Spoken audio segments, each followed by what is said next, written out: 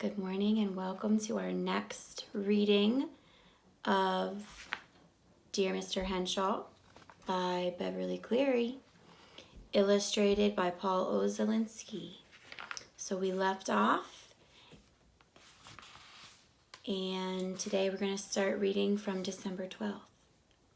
Dear Mr. Henshaw, I was surprised to get your postcard from Wyoming because I thought you lived in Alaska.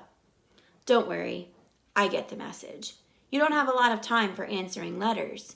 That's okay with me, because I'm glad you are busy writing a book and chopping wood to keep warm. Something nice happened today. When I was hanging around behind the bushes at school waiting for the 10 minutes to come before the first bell rings, I was watching Mr. Fridley raise the flags. Maybe I better explain that the state flag of California is white with a brown bear in the middle. First, Mr. Fridley fastened the U.S. flag on the halyard. That's a new word in my vocabulary. And then fastened the California flag below it. When he pulled the flags to the top of the flagpole, the bear was upside down with his feet in the air. I said, "Hey, Mr. Fridley, the bear is upside down." This is a new paragraph because Miss Martinez says there should be a new paragraph when a different person speaks. Mr. Fridley said, "Well, so it is. How would you like to turn him right side up?" So I got to pull the flags down, turn the bear flag the right way, and raise both flags again. Mr. Fridley said maybe I should come to school a few minutes early every morning to help him with the flags, but please stop walking backwards because it made him nervous. So now I don't have to walk quite so slow. It was nice to have somebody notice me. Nobody stole anything from my lunch today, because I ate it on the way to school. I've been thinking about what you said on your postcard about keeping a diary. Maybe I'll try it.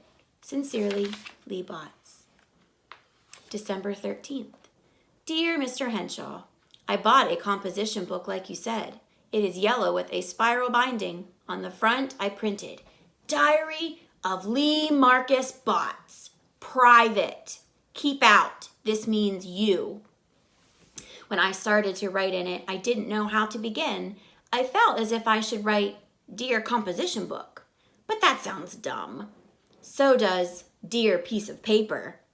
The first page still looks the way I feel. Blank. I don't think I can keep a diary. I don't want to be a nuisance to you, but I wish you could tell me how. I am stuck. Puzzled Reader, Lee Botts.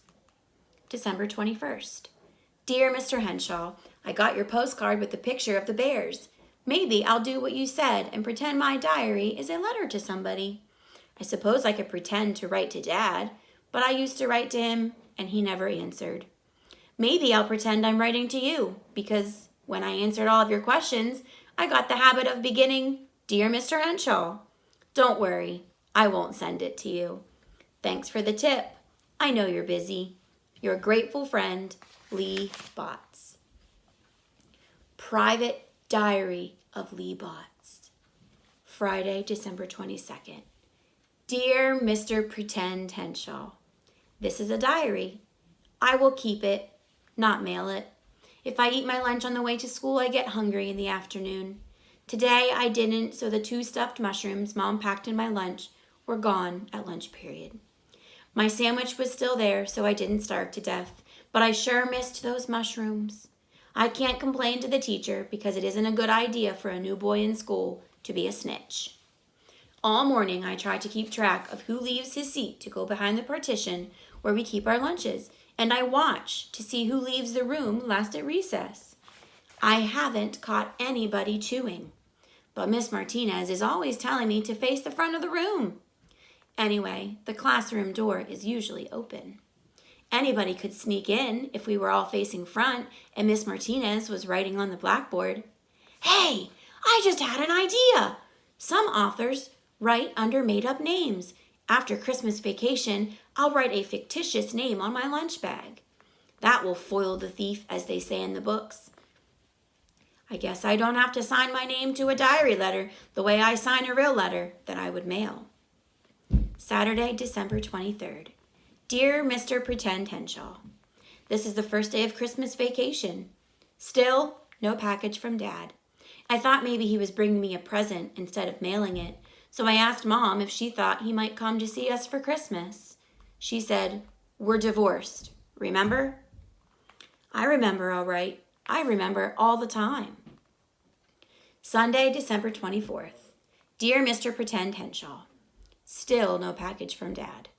I keep thinking about last Christmas when we were in the mobile home before Dad bought the tractor.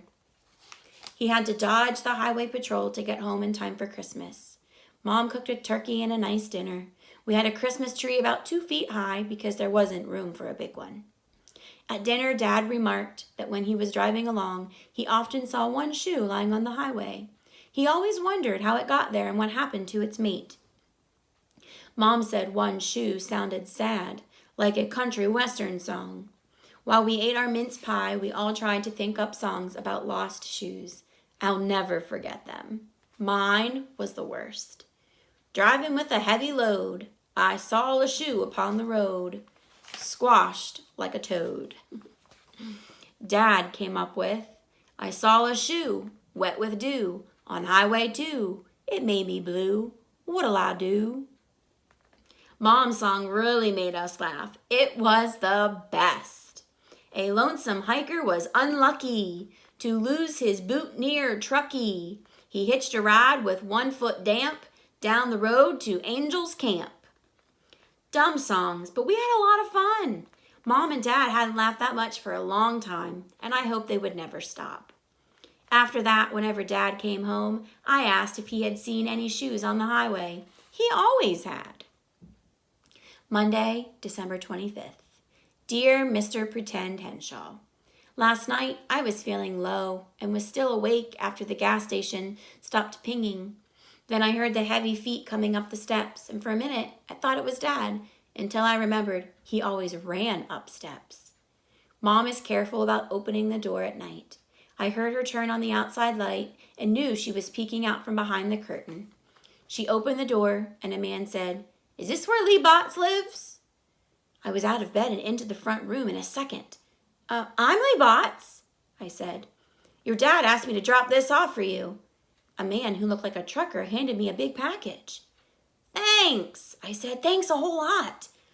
I must have looked puzzled because he said, he sent out a call over his CB radio for someone coming to Pacific Grove who would like to play Santa. So here I am.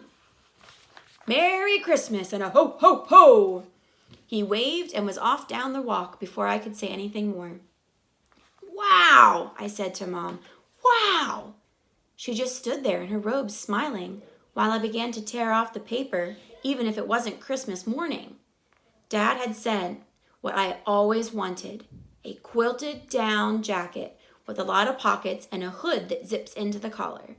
I tried it on over my pajamas. It was the right size, and I felt great. Getting a present from my dad in time for Christmas felt even better. Today, Katie invited us for Christmas dinner, even though this has been a busy season for catering. She also had some of the other women who work with her and their kids and a few old people from their neighborhood. On the way home, Mom said, "Katie has a heart as big as a football stadium." It was a lovely dinner for lonely hearts. I wondered if she was thinking about last Christmas when we tried to make up songs about lonely, lost shoes.